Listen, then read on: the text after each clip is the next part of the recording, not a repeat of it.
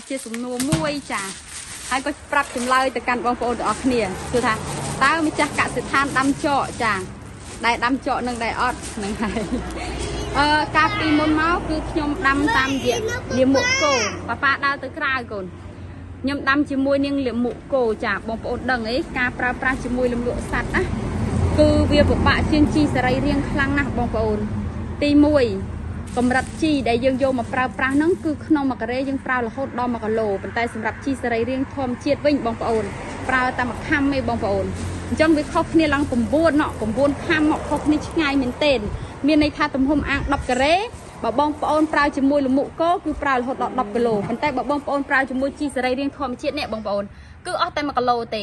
ទី2រយៈពេលនៃការប្រើប្រាស់គឺ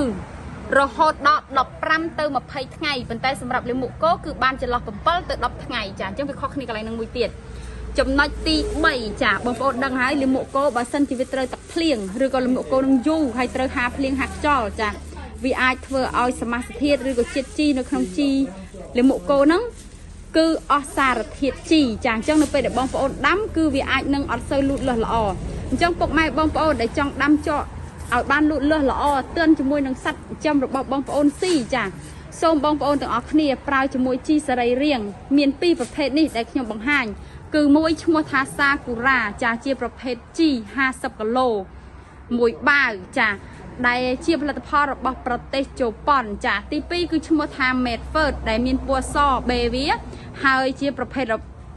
ទផលិតផលរបស់ប្រទេសហូឡង់ចាទម្ងន់របស់វាមួយបាវហ្នឹងគឺ25គីឡូសម្រាប់ជី2ប្រភេទនេះបងប្អូនប្រើមួយណាក៏បានដែរចាអាចប្រើបានដូចគ្នាប៉ុន្តែបច្ចុប្បន្នការលក់ដាច់ខ្លាំងជាងគេគឺបេថុំមិនថាធ្វើស្រែមិនថាដាំអាសូឡាទេគឺបងប្អូនគ្រប់ត្រូលបេថុំច្រើនមែនទែនចាអញ្ចឹង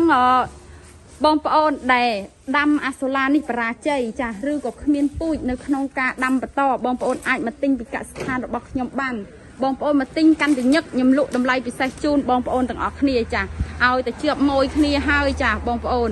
គឺពិសេសជូនតែម្ដងអញ្ចឹងពុកម៉ែបងប្អូនដែលមានតម្រូវការពូជអាសូឡាជីតង់ថ្នាំស្បៃអីចាកុំភ្លេចទំនាក់ទំនងមកកាន់កសិដ្ឋានដាំចកអាសូឡាកម្ពុជាភៀនឆេងមុំដែលមានទីតាំងនៅស្រុកស្ទងខេត្តកំពង់ធំរាល់ការទិញសូមបងប្អូនទាំងអស់គ្នាវេលុយមកមុនចាទៅខាងខ្ញុំដាក់អវ៉ាន់ជូនមូលហេតុនេះ